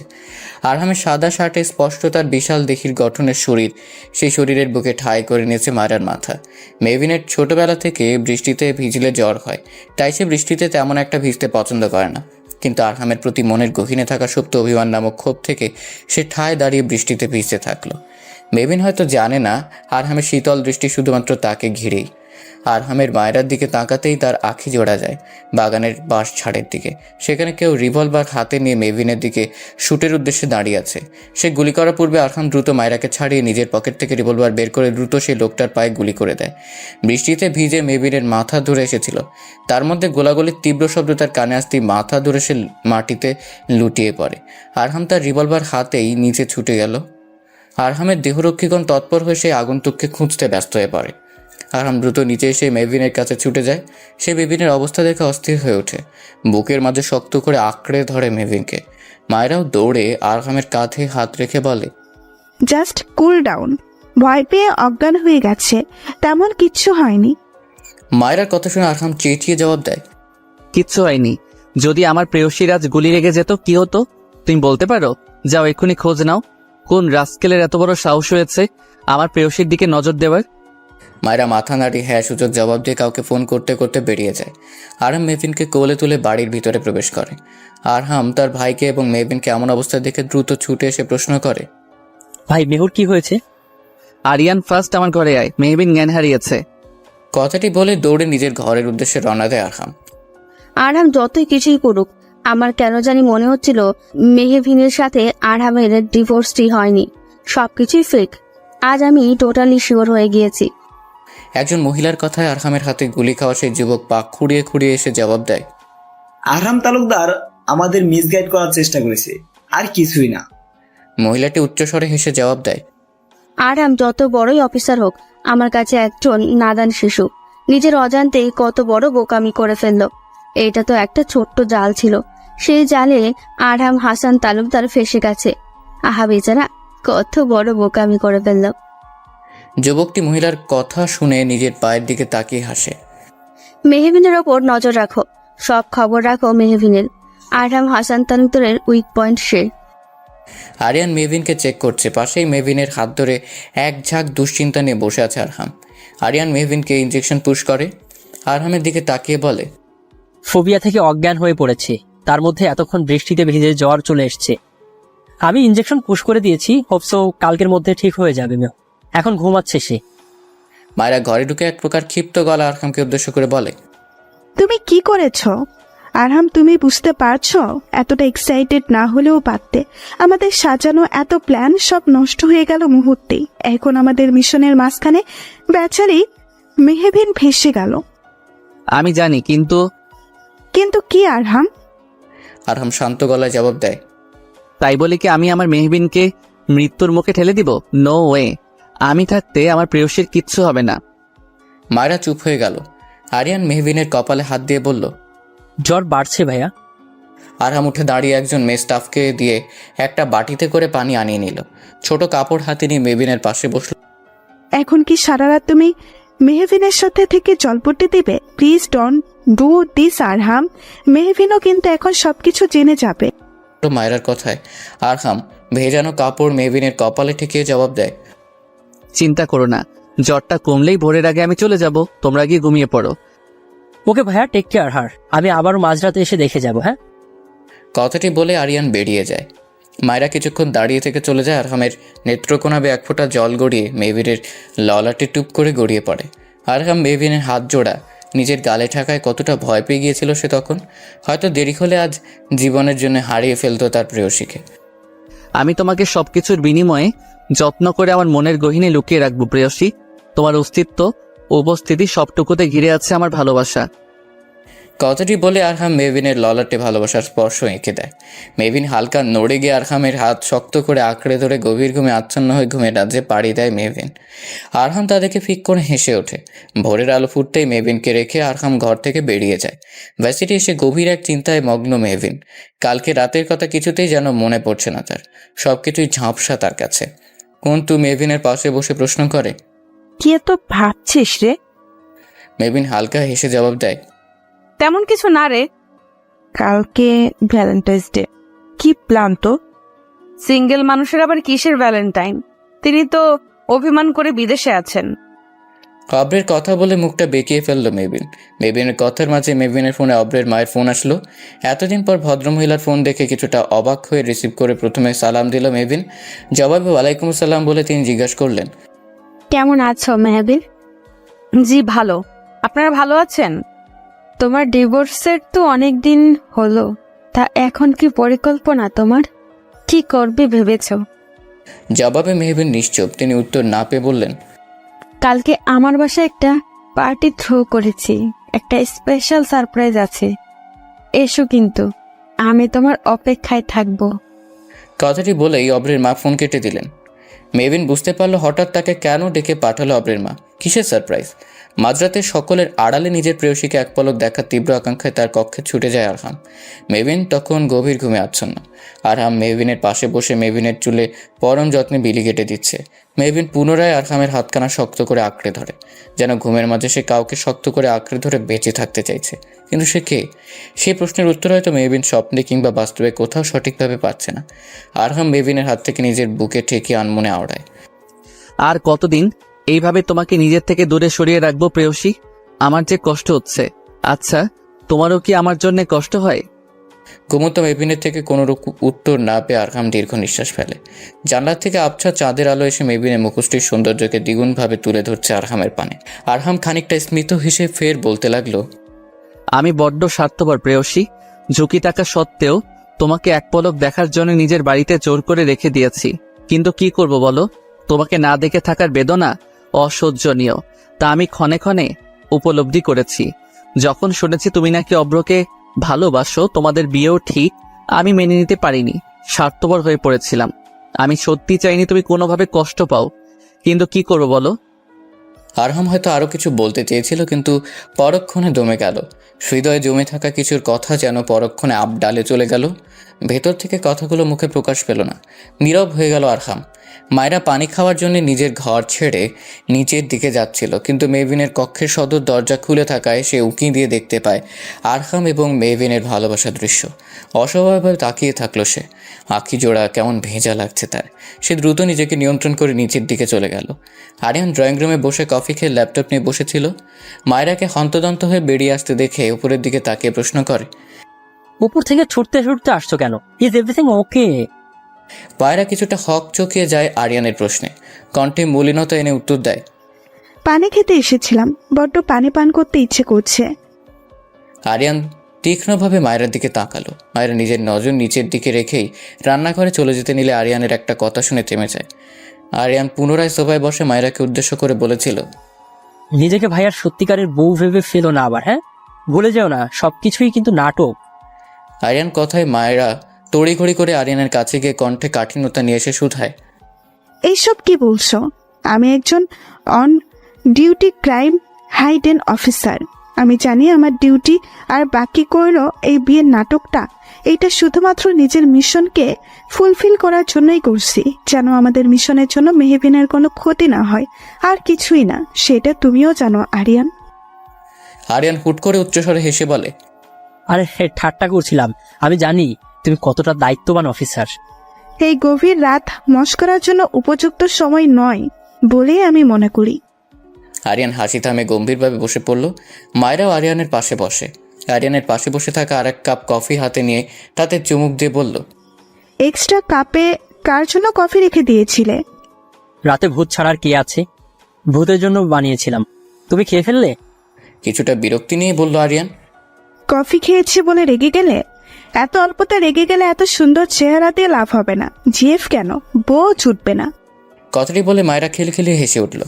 আরিয়ান কিছুটা মন খারাপ করে গম্ভীর সুরে বলল, কলেজের ক্রাশ বয় ছিলাম, হ্যাঁ। ভাব দেখাতে গিয়ে কত সুন্দরীকে যে ইগনোর মেরেছি তার হিসাব নেই। দেখো, আমার কত ফ্রেন্ড বিয়েও করে ফেললো, অথচ আমি এখন পর্যন্ত পিওর সিঙ্গেল। এদিকে মেয়েরা ভাবে আমি 1 নম্বরের একটা প্লে বয়। জাস্ট ভাবতে পারছো ব্যাপারটা? মায়েরা পুনরায় হেসে ওঠে। আরিয়ান দ্রুত উঠে মায়েরার থেকে কফির কাপ কেড়ে নিয়ে, আমার কফি আর খেতে হবে না তোমাকে, ঘরে যাও ফার্স্ট। এই ভ্যালেন্টাইনে আমি জিএফ জুটিয়ে দেখাবো। এখন যাও, জাস্ট গো।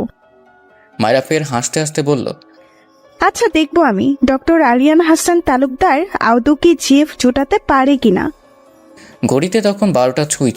হাতের পিছনে থাকা সাদা হলুদ এবং লাল টকটকে গোলাপ ফুলের অপূর্ব বুকটা নিয়ে আরহাম মেহবিনের বিছানার পাশে রেখে মেহবিনের ললাটে নিজের অধরছোড়া স্পর্শ করে আনমনে বলে ওঠে, happy Valentine's day my lady. Mebin bag হাতে নিয়ে ভার্সিটির উদ্দেশ্যে বেরিয়ে যাচ্ছিল। তাদের ভার্সিটির ক্লাস শেষে বসন্তের উৎসব আছে। সবাই শাড়ি পরবে আজ, কিন্তু সে পরবে না। সব বসন্ত যেন সে অনেক আগেই তার জীবন থেকে বিদায় নিয়েছে। হঠাৎ মেবিনের আঁখি জোড়া যায় তার বিছানার কিনারে থাকা ফুলের সুন্দর বুকের দিকে। বুকেটা কোথা থেকে আসলো? মেবিন নানা প্রশ্ন মস্তিষ্কে রেখে আনমনে বুকেটা নিজের বুকে ঠেকে তীব্র শান্তি অনুভব করলো। অধরে লক্ষণে মুচকি মুচকি হাসির ঝলক। মেবিন দেখতে পেল বুকেটার মাঝখানে ছোট্ট একটা চিরকুট। সে চিরকুটে গুটি গুটি অক্ষরে লেখা, আরও একটি বসন্ত চলে এলো। এই বসন্ত আলাদা, অন্যরকম স্নিগ্ধ। সেই স্নিগ্ধতার কারণ কি তবে তুমি প্রেয়সী? আমার বসন্তের প্রেম তোমাকে নিবেদন করলাম সামান্য গোলাপ দিয়ে। তুমি সাদরে গ্রহণ করলে কৃতার্থ হইব। দয়া করে আমার আবেদন মঞ্জুর করিয়া আমার জীবনের বসন্ত হয়ে আমার মনের গহীনে আজীবন থেকে যাও। হ্যাপি ভ্যালেন্টাইন্স ডে, ইতি, তোমার এক গোপন প্রেমিক। আর কিছুই ছিল না চিরকুটে। মেবিন ভরকিয়ে গেল চিরকুটটা পড়ে। কার এমন সাহস হলো আরহামের কড়া দেহরক্ষীদের পেরিয়ে মেবিনের ঘরে এসে এমন প্রেম নিবেদন করতে? মেবিনের নানা জল্পনার মাঝে নিচের দিকে শুনতে পেল মায়রার হাঁক। মায়রা হাঁক ছেড়ে আরহামকে ডেকে বলছে, আরহাম বেবি, কোথায় তুমি? আজকের দিনেও কি তুমি লেট করবে? কত দেরি হয়ে যাচ্ছে। মায়রার পরনে বসন্তের হলুদ শাড়ি। আরহাম তড়িঘড়ি করে ঘড়ি পড়তে পড়তে সিঁড়ি বেয়ে নেমে এসে মায়রার কাছে দাঁড়িয়ে কানে হাত দিয়ে বলল, সরি মাইরা ডার্লিং, একটু লেট হয়ে গিয়েছে। চলো চলো। আরহাম ও মায়রার সাথে মিলিয়ে বসন্তের হলুদ পাঞ্জাবি পরে যাচ্ছে। আরহামের মা শিরিন বেগম দুজনকে দেখে নিজের চোখের কাজল দিয়ে নজর কাটিয়ে বললেন, কত সুন্দর লাগছে আমার বাচ্চাদের, কারোর নজর না লাগুক। তা এখন তোরা কোথায় যাচ্ছিস? মায়রা খুশি হয়ে উত্তর দেয়, প্রথমে বসন্ত উৎসবে, তারপর আরো অনেক জায়গা আছে। আজকে সারা দিন আমরা ঘুরবো। বিয়ের পরে আমাদের প্রথম ভ্যালেন্টাইন ডে বলে কথা। মায়রার কথা শুনে নিজের মুখ ঘুরিয়ে নিচের দিকে চলে আসে মেহভিন। আরিয়ান মেহভিনের পাশে দাঁড়িয়ে বলে, তুই আমার সাথে আয়, আমি তোকে ভার্সিটিতে ড্রপ করে হসপিটালে চলে যাব। মেহভিন কিছু বলার আগে আরহাম আরিয়ানকে উদ্দেশ্য করে বলে, হ্যাঁ তা ভালো হবে। তুই বরং স্টুইট মেয়েটাকে দিয়ে আয়। যা দিনকাল পড়েছে, আজকের দিনে ভার্সিটির কথা বলে কোথায় যাবে কে জানে। পড়াশোনা তো এমনিতেই চাঙ্গে তুলেছে সে। আরহামের কথা শুনে মেহভিন কিছুটা অভিমানের সুরে আরিয়ানের দিকে তাকিয়ে বলে, আরিয়ান কাউকে বলে দে যা করতে যাচ্ছে তাই যেন করে। আমাকে নিয়ে কাউকে ভাবতে হবে না। আমি যা ইচ্ছে আমি তাই করব। কথাটি বলে উপরে চলে যায়। আরহাম স্পষ্ট দেখছে মেহভিনের আঁখি জোড়ায় থাকা ছলছল অশ্রু। আরহাম কিছুক্ষণ চেয়ে থাকে। মায়রার হাত ধরে বেরিয়ে গেল। মায়রা এবং আরহাম গাড়ি নিয়ে বেরিয়ে গেল। মায়রা গাড়িতে উঠেই বলল, আরহাম, আমাদের এক্ষুনি অফিসে যেতে হবে। আজকে মনে হয় কিছু একটা হতে চলেছে। আমারও তাই মনে হচ্ছে। আরহামের কথায় গম্ভীর হয়ে পড়ে মায়রা। অপরদিকে আরহাম এবং মায়রাকে একসাথে বেরিয়ে যেতে দেখে অগোচরে থাকা যুবকটি সেই মহিলাকে ফোন দিয়ে বলে, আরহাম মায়ের সাথে বেরিয়েছে। আরহাম আদৌ চাইছেটা কি? নাটক করছে নাকি সবটাই সত্যি? কিছুই তো বুঝে উঠতে পারছি না ম্যাম। ওপাশ থেকে উত্তর আসে, তুমি শুধু নজর রাখতে থাকো, বাকিটা আমি দেখছি। অন্যদিকে অব্রের মায়ের পার্টিতে যাওয়ার জন্যে একটা সাদা কাতানের শাড়ি পরে, চোখে কালো কাজল করে মধ্য কালো কালো টিপ পরে নেয় মেহভিন। নিজেকে খুঁটিয়ে দেখে নেয়, মন্দ লাগছে না। আচ্ছা, মায়রা কি তার থেকেও বেশি সুন্দর? মেহভিন আরহাম এবং মায়রার বিষয়টি মাথা থেকে ঝেড়ে ফেলে। পার্টির উদ্দেশ্যে রওনা দেয় সে, কিন্তু সেখানে কি সারপ্রাইজ অপেক্ষা করছে তার জন্যে? বিয়ের পরে নিজের প্রাক্তন ভালোবাসাকে কাছ থেকে দেখে এক ধাপ পিছিয়ে গেল মেহভিন। যদিও প্রাক্তন ভালোবাসা বললে ভুল হবে, তার ধারণা মতো সে এখনও ভালোবাসে অব্রকে। কিন্তু অব্র, সে কি আদৌ ভালোবাসে মেহভিনকে, নাকি কোনোদিন ভালোবেসেছিল? মেহভিন যখন পার্টিতে প্রবেশ করে তখন অব্রের মা তাকে একটি বড় পার্টি হলের ভিতরে নিয়ে গিয়ে মধ্যখানে দাঁড় করিয়ে বললেন, মেহবিন, সারপ্রাইজ। সারপ্রাইজ শব্দটি শুনে কানে পৌঁছে যাওয়ার সাথে সাথেই মেহভিন দেখতে পায় ব্ল্যাক জ্যাকেট পরে তো ফুলের বুকে হাতে নিয়ে দাঁড়িয়ে আছে অব্র। অব্রকে দেখে মেহভিন এক প্রকার স্তব্ধ হয়ে আছে। যার জন্য এত অপেক্ষা, সে অপেক্ষার বুঝি অবসান হলো। তার প্রেমিক পুরুষের আবির্ভাব ঘটল অবশেষে। অপরদিকে অফিসে বসে কিছু কেসের ফাইল দেখছিল আরহাম। পাশেই মায়রা আরহামের দিকে তাকিয়ে আছে। আরহাম খেয়াল করে ভ্রু কুঁচকে জিজ্ঞাসা করলো, এভরিথিং ইজ ওকে? মায়রা মাথা নাড়িয়ে অন্যদিকে মুখ ঘুরিয়ে নিল। আরহাম সেদিকে তেমন গুরুত্ব না দিয়ে কাজে মন দিল। তখনই আরহামের ফোনে একটা কল আসলো। সেই কল রিসিভ করে আরহাম জানতে পারল অব্র ফিরে এসেছে। কথাটা শুনে দ্রুত উঠে দাঁড়ালো। মায়রা আরহামকে অস্থির হতে দেখে প্রশ্ন করলো, কি হলো তোমার আরহাম? তোমাকে এমনি চিন্তিত দেখাচ্ছে কেন? আমি আসছি। কথাটি বলে অব্র দ্রুত বেরিয়ে গেল। মায়েরা বুঝতে পারলো না আরহাম হঠাৎ এমন হন্তদন্ত হয়ে কোথায় গেল। অব্র এগিয়ে এসে মেহবিনের সামনে দাঁড়ালো। মেহবিন গালে হাত রেখে উচ্ছ্বসিত সুরে বলল, মেহবিন, দেখো আমি ফিরে এসেছি। তুমি একা নও মেহবিন। অব্রের কথা শুনে তৎক্ষণাৎ নিজেকে সরিয়ে ফেলল। মেহবিনকে সরিয়ে যেতে দেখে মুখশ্রী গম্ভীর করে ফেলল অব্র। মেহবিন মাথা নুইয়ে দাঁড়িয়ে আছে। অব্রের দিকে তাকানোর সাহস হচ্ছে না তার। অদৃশ্য এক জড়তা কাজ করছে। অব্র ফিরে এসেছে, যতটা খুশি হওয়ার কথা ততটা খুশি হতে পারছে না মেহবিন। অব্র আর একটু এগিয়ে যেতে দেখে মেহবিন পিছিয়ে যেতে নিলে অব্রের মা এসে মেহবিনের কাঁধে হাত রেখে বললেন, মেহবিন, আমার ছেলে ফিরে এসেছে এত দূর থেকে শুধুমাত্র তোমার জন্যে। আজকের দিনে অত্যন্ত আমার ছেলেকে ফিরিয়ে দিও না। অব্রের বাবা তোমাকে আরহামের মায়ের হাতে তুলে দিয়েই যে ভুলটি করেছিল, সময় এসেছে সে ভুল শুধরানোর। অব্রের মায়ের কথার মাঝেই অব্র মেহবিনের সামনে দাঁড়িয়ে বলে, মেহু, তুমি তো আমাকে সেই ছোটবেলা থেকে ভালোবাসো। আরহামও এখন অন্য কাউকে বিয়ে করে ফেলেছে, তাহলে আমরা কেন পারবো না? মেহবিন হয়তো কিছু বলতে চাইছিল, কিন্তু অব্র তাকে কোনো কিছু বলার সুযোগ না দিয়ে একটা ডায়মন্ডের রিংয়ের বক্স বের করে। তা থেকে ছোট একটি ডায়মন্ডের রিং বের করে। মেহবিন সামনে ধরে হাঁটু গেড়ে বলে, I love you Mehbin, I really love you.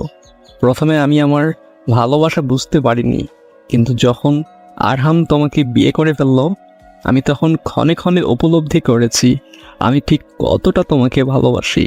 কিন্তু বিশ্বাস করো, যখন শুনেছি তোমাদের ডিভোর্স হয়ে গিয়েছে, আমি নিজেকে কন্ট্রোল করতে পারিনি। ছুটে চলে এসেছি দেশে শুধুমাত্র তোমাকে নিজের করে নেওয়ার জন্য। মেহবিন কিছুটা দ্বিধা জড়িত গলায় শুধায়, কিন্তু অব্র, কোনো কিন্তু নয় মেহবিন, আজকের দিনে অন্তত তুমি আমাকে ফিরিয়ে দিও না। Mehbeen, will you be my Valentine? মেহবিনের ভালোবাসার মানুষ তাকে নিজের থেকে আপন করে নিতে চাইছে, কিন্তু মেহবিনের মন কিছুতেই সায় দিচ্ছে না। তার মন মস্তিষ্ক জুড়ে যেন আরহামের বিচরণ।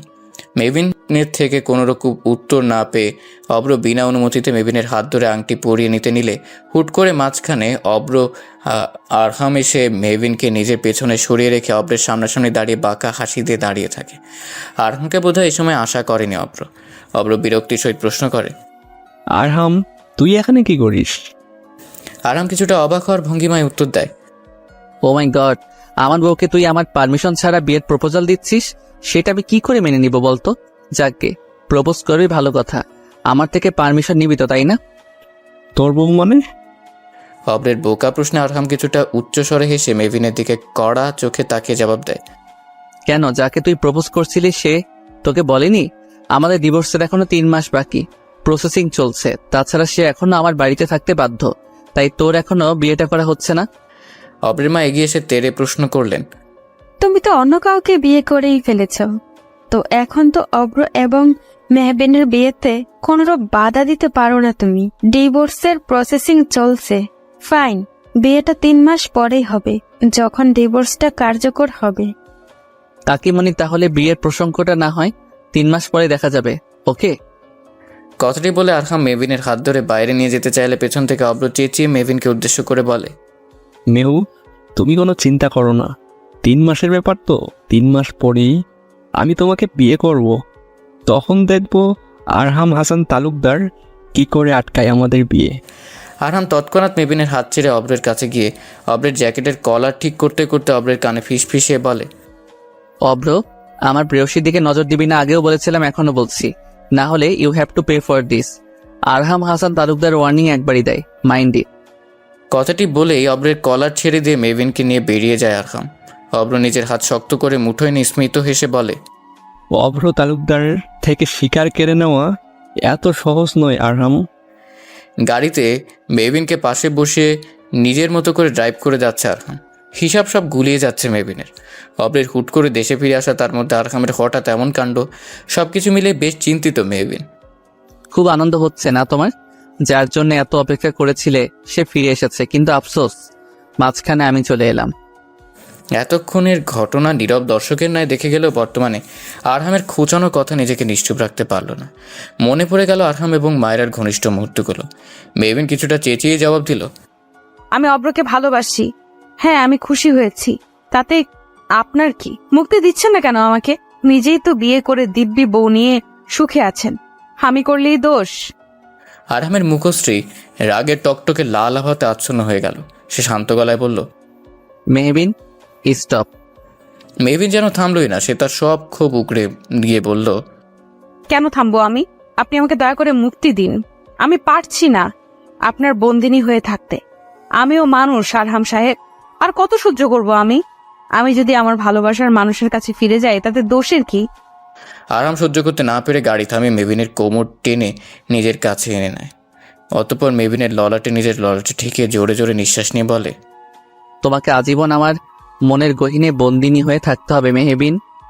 আরহাম মেবিনের কোমর পেঁচিয়ে নিজের সাথে মিশিয়ে রেখেছে।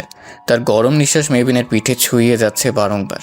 মেবিনের ধীর গলায় কাঁপা কাঁপা সুরে বলল, আরহাম সাহেব ছাড়ুন, ব্যথা পাচ্ছি। আরহাম ছাড়ল না। কিছুক্ষণ অনুভব করলো তার প্রেয়সীর বুকের স্পন্দন, যার প্রতিনিয়ত কম্পিত হচ্ছে বারংবার। আরহাম মেহবিনের দিকে গভীর দৃষ্টি নিক্ষেপ করলো। ভয়ার্ত মুখশ্রী, কাঁপা কাঁপা অধৈর্যরা, নেত্রপল্লবে বিরাজমান ভয়ানক নেশা, যা আরহামকে বর্তমানে আকর্ষণ করছে। আরহাম নিজেকে নিয়ন্ত্রণ করে মেহবিনকে ছেড়ে দিয়ে গাড়ি থেকে বেরিয়ে গেল, নয়তো সে ভয়ানক কাণ্ড ঘটিয়ে ফেলবে। মেহবিন বুকে হাত দিয়ে জোরে জোরে নিঃশ্বাস ফেলল। আরহামের অদ্ভুত আচরণ তার কাছে সুবিধার ঠেকল না। সে জানালা দিয়ে আরহামের দিকে তাকালো। আরহাম একটা বোতল হাতে নিয়ে তা থেকে পানি ঢকঢক করে পান করলো, অতবার মুখে ভালো করে ছিটিয়ে নিল। মেহবিন শুধু নীরব দর্শকের ন্যায় পর্যবেক্ষণ করে গেল। মেহবিনও গাড়ি থেকে বেরিয়ে আরহামের পাশে দাঁড়িয়ে প্রশ্ন ছুড়ে দিল, কেন করছেন এটা? আরহাম বোতলটা এগিয়ে দিল মেহবিনের দিকে। মেহবিন দিল না। পানি খেয়ে নাও স্টুপিড। মেয়েদের মাথায় জটিল হিসাব ঢুকবে না, এলোমেলো লাগবে তোমার, হিসাব খুঁজতে গিয়ে তলিয়ে যাবে। মেহবিনের কাছে আরহামের কথা অদ্ভুত ঠেকল। মেহবিন যেতে নিলে আরহাম মেহবিনের হাত আঁকড়ে ধরে। মেহবিন আরহামের দিকে তাকাতে আরহাম অসহায় আঁকি জোড়ায় তড়িৎ গতিতে পলক ফেলে শুধায়, আমি না হয় বলতে পারি না, তাই বলে কি তুমি বুঝবে না? কতটা ব্যথা, কতটা আবেগ ছিল কথাটিতে না চাইতেও মেহবিনের আঁকি জোড়া ছলছল হয়ে ওঠে। নিজেকে অসহায় লাগছে তার, বুঝতে গিয়েও বুঝতে পারছে না। তার মস্তিষ্কে শুধুমাত্র মায়েরা এবং আরহামের ঘনিষ্ঠ মুহূর্তগুলো হাতছানি দিচ্ছে। আরহাম তার হাত জোড়া ছেড়ে দিয়ে হতাশ সুরে বলল, গাড়িতে উঠে পড়ো মেহবিন। মেহবিন দ্বিরুক্তি দেখালো না, চুপচাপ গাড়িতে বসে পড়ল। পদ্দু তালুকদার বাড়িতে এসে জানতে পারলো মেহবিন বাড়িতে নেই। তাই আরহামের মায়ের অনুমতি নিয়ে সে মেহবিনের ঘরে গিয়ে মেহবিনের ঘরটা ঘুরে দেখছে। আরহামদের বাড়ির প্রতিটি ঘর যেন এক একটা বড় বড় ড্রয়িং রুমের নেয়। একসাথে অনেকগুলো মানুষ একটি ঘরে খুব সহজেই থাকতে পারবে। অন্তু গিয়ে মেহবিনের বারান্দায় দাঁড়িয়ে চারিপাশটা ভালো করে পর্যবেক্ষণ করলো। আরিয়ান মেহবিনের ঘরে এসেছিল মেহবিনের সাথে গল্প করতে। মেহবিনকে ঘরে না পেয়ে সে বারান্দার সামনে গিয়ে দেখতে পেল অন্তু অপর দিকে ঘুরে দাঁড়িয়ে আছে। অন্তু এবং মেহবিনের শারীরিক গঠনে কিছুটা মিল থাকে আরিয়ান অন্তুকে মেহবিন ভেবে আদেশের সুরে বলল, মেহু, তোর একমাত্র এক্স দেব সারাদিন খাটুনি করে বাসায় ফিরল, অথচ তুই নাকি বারান্দায় বসে আছিস। যা গিয়ে আমার জন্য কফি করে নিয়ে আয়। আরিয়ানের কথায় অন্তুর মাথায় দুষ্টু বুদ্ধি চাপলো। আরিয়ানের কথা সে অনেক শুনেছে, সে নাকি কলেজে ক্রাশ বয়। আরিয়ানের গলার স্বর শুনে সে বুঝে ফেলেছে আরিয়ান স্বয়ং তার পিছনে দাঁড়িয়ে আছে। সে খানিকটা কেশে গলার স্বর কিছুটা চিকন সুরে শুধালো, অসভ্য ছেলে, এক্স ভাবি হই আর প্রেজেন্ট ভাবি হই। ভাবি তো তাকে অর্ডার করছিস? এত বড় স্পর্ধা তোর? এক্ষুনি পা ধরে মাপ চা, না হলে ফোপিকে গিয়ে তোর নামে নালিশ করিয়ে গালে থাপ্পড় লাগাবো। কথাটি বলে মাপ চাওয়ানোর জন্যে অন্তু নিজের পা পেছন থেকে বাড়িয়ে দেয়। আরিয়ান গলার স্বর শুনে অনায়াসে বুঝতে পারে মেহবিন নয়, তার সাথে অন্তু ফাজলামি করেছে। রাহেলার থেকে শুনেছিল সে মেহবিনের সাথে দেখা করতে অন্তু এসেছে। আরিয়ানও দুষ্টুমি করে বলে ওঠে, এক্স ভাবি যেহেতু বলেছে তাহলে তো মাফ চাইতেই হয়। কথাটি বলে আরিয়ান পেছন থেকে অন্তুর পা টেনে ধরে। টাল সামলাতে না পেরে মেঝেতে পড়ে গিয়ে কোমরে হাত দিয়ে মাগো বলে চেঁচিয়ে ওঠে অন্তু। খিলখিলিয়ে হেসে ওঠে আরিয়ান। অন্তু এক মুহূর্তের জন্য স্তব্ধ হয়ে যায় আরিয়ানের হাসি মাখা মুখশ্রীখানা দেখে। ফর্সাগালের ছোট্ট একটি অংশ একটি তিল দৃশ্যমান, যা হাসলে স্পষ্ট হয়ে ওঠে। বেশ সুন্দর লাগে দৃশ্যটি। ছেলেদের বুঝি হাসলে এত সুন্দর লাগে? আরিয়ান হাসতে হাসতে খেয়াল করলো অন্তুর গালে হাত দিয়ে বসে আছে। আরিয়ান কিছুটা ঝুঁকে অন্তুর মাথা আলতো করে মেরে বলল, আরিয়ান হাসান তালুকদারের সাথে চালাকি করে কোনো লাভ নেই, বুঝলে মিস? আরিয়ানের কথার মাঝে মেহবিন তার ঘরে প্রবেশ করে আরিন এবং অন্তুকে মেঝেতে দেখে প্রশ্ন করে, অন্তু, তুই কখন এলি? আর আরিয়ান, তোর এইভাবে মেঝেতে কি করছিস? আরিয়ান দ্রুত উঠে যায়। মেহবিন হাত ধরে অন্তু উঠে দাঁড়ায়। আরিয়ান হাসতে হাসতে জবাব দেয়, তোর গাধা বান্ধবী দ্য গ্রেট আরিয়ান হাসান তালুকদারকে বোকা বানাতে চেয়েছিল, কিন্তু নিজেই কেমন বোকা বনে গেছে দেখ। জাস্ট আ ব্লাডি ফুল হেস। রাগে ফুসতে ফুসতে অন্তু মাথা নিচু করে চেঁচিয়ে জবাব দেয়, আমাকে একদম অপমান করবেন না আরিয়ান ভাইয়া, চুপ করুন। মেহবিন কিছু না বুঝতে পেরে বলল, এখানে হচ্ছেটা কি আমাকে কেউ ক্লিয়ার করে বলবে? অন্তত তুই কি করেছিস? অন্তু মুখ ঘুরিয়ে জবাব দিল, তোর এত কিছু শুনতে হবে না। আরিয়ান আর এক দফা হেসে উঠে কোমরে হাত রেখে তাদের কথার মাঝেই নিচ থেকে স্টুপিড মেয়ে, কোথায় তুমি? কথাটি ভেসে উঠে মেহবিনের বুঝতে বাকি নেই আরহাম তাকে ডাকছে। এই লোক ছাড়া তাকে স্টুপিড বলে সম্বোধন কে বা করবে? তাই মেহবিন সহ আরিয়ান এবং অন্তু নিচে নেমে আসে। মেহবিনকে নিচে নামতে দেখে আরহাম মেহবিনের হাতে একটা বড় প্যাকেট ধরিয়ে বলে, তোমার যে কালকে থেকে মাইগ্রেনের ব্যথা উঠেছে কাউকে জানাওনি কেন? রাহেলার থেকে আমাকে জানতে হলো। নিজের খেয়াল রাখতে পারো না নাকি? স্টুপিড কোথাকার। মেহবিন প্যাকেট দেখতে পায় তাতে কিছু মাইগ্রেনের ওষুধ আছে। মেহবিন না কুচিয়ে আরিয়ানকে উদ্দেশ্য করে বলে, আরিয়ান তোর ভাইকে বলে দে নিজের বউকে নিয়ে যেন ব্যস্ত থাকে, আমার ব্যাপারে যেন নাক একটু কম গলায়। হুম, আমি কারো ব্যাপারে নাক গলাচ্ছি না। তুমি যেহেতু আমার বাড়িতে আছো, সুতরাং এটা আমার একটা কর্তব্যের মধ্যে পড়ে। মামার আমানত হিসেবে তুমি আছো আমার কাছে। আমানতের খেয়ানত কি করে করি? আর যাই হোক, আরহাম হাসান তালুকদার নিজের ডিউটি খুব ভালোভাবে ফুলফিল করতে পারে, ইউ নো। আরহামের কথা শুনে মনটা বেজায় খারাপ হয়ে যায় মেহবিনের। আরহামের কাছে সে শুধুই দায়িত্ব, কিন্তু কেনই দায়িত্ব বয়ে বেড়াচ্ছে আরহাম?